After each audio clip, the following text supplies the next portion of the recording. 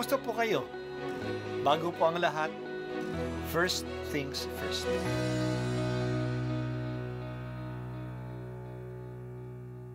Good morning po. Sinisimulan po natin ngayon ang first things first. At dito po, tinatalakay natin sa unang bahagi ng umaga natin ay ang first readings na binabasa po sa banal na misa. Ito pong tinatalakay natin kasi madalas po kasi marami na tayong alam tungkol sa gospel readings. Pero konti po ang nagsasalita sa first readings. Pero ang first readings, bahagi din po yan ng Biblia, ng banal na kasulatan.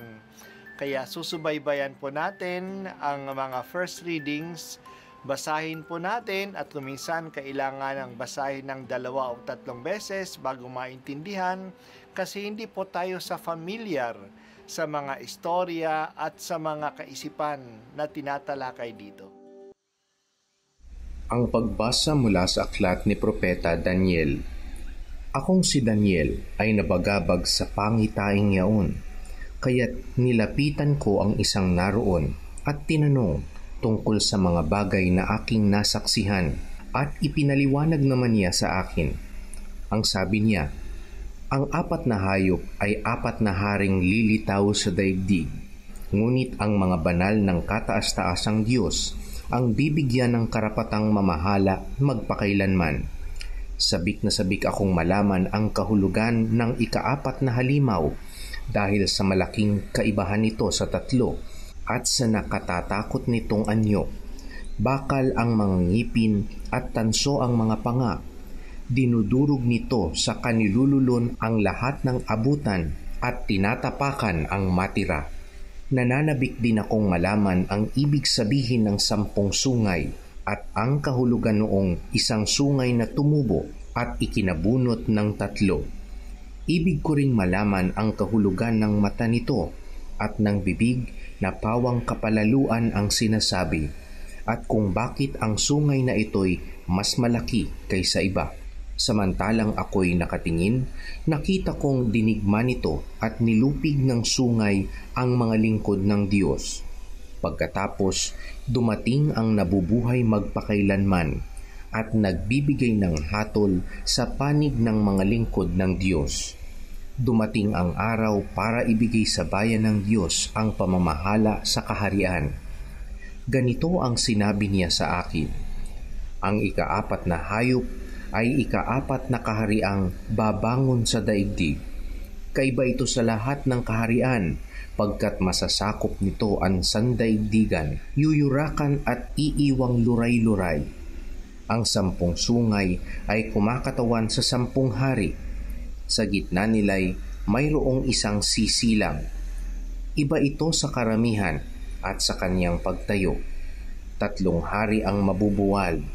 Magsasalita siya laban sa kataas-taasan at pahihirapan niya ang mga hirang ng Diyos. Kung maaari, babaguhin ang kautusan at ang mga gawaing panrelihiyon. Ang mga hirang ay ipaiilalim sa kanyang kapangyarihan sa loob ng 3 taon at kalahati, ngunit siya'y hahatulan. Kukunin sa kanya ang kaharian at dudurugin siya ng lubusan. Ang kaharian, pati ang karangalan ay ibibigay sa mga hirang na kataas-taasan. Sila ang maghahari magpakailanman at maglilingkod sa kanila ang lahat ng kaharian. Ang salita ng Diyos. Salamat sa Diyos.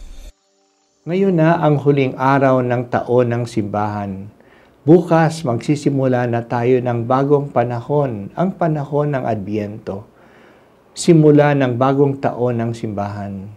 Sa huling araw na ito, narinig natin na hindi magtatagumpay ang masasama na sinasagisag ng 4 na halimaw.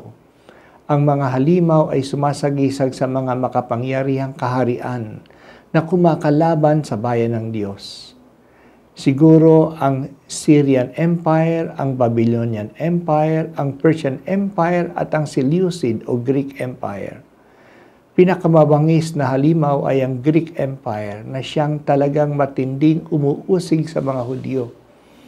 Ang isang lumaking sungay ay ang haring si Antiochus Epiphanes.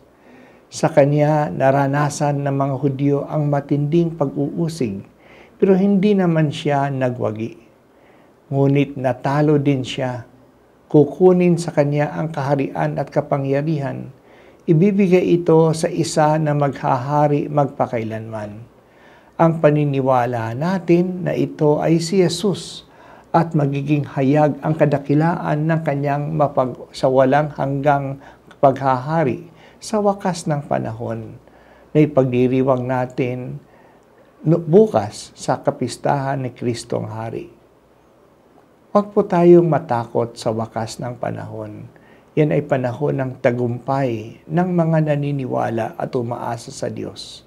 Ang mga kinatatakutan nating katiwalaan at pagsasamantala ay mawawala na. Kahit na gaano kasama, gaano kalakas, gaano kalaki ang mga kaharian at institusyon na kumakalaban sa Diyos, tulad ng pagsasalarawan sa kanila ng mga halimaw, hindi naman sila magbawagi. Ang Diyos natin ay hindi absent sa kasaysayan ng tao.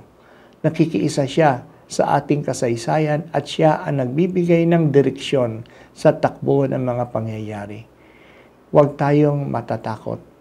Kabutihan ang magwawagi at ang mananatili sa kasaysayan. Makisa tayo sa Salmo at sabihin po natin, purihin ninyo ang Panginoon, kayong lahat ng mga banal at mababang loob. Awitan siya ng papuri at dakilain magpakailanman. Dakilait papurihan ang poong magpakailanman.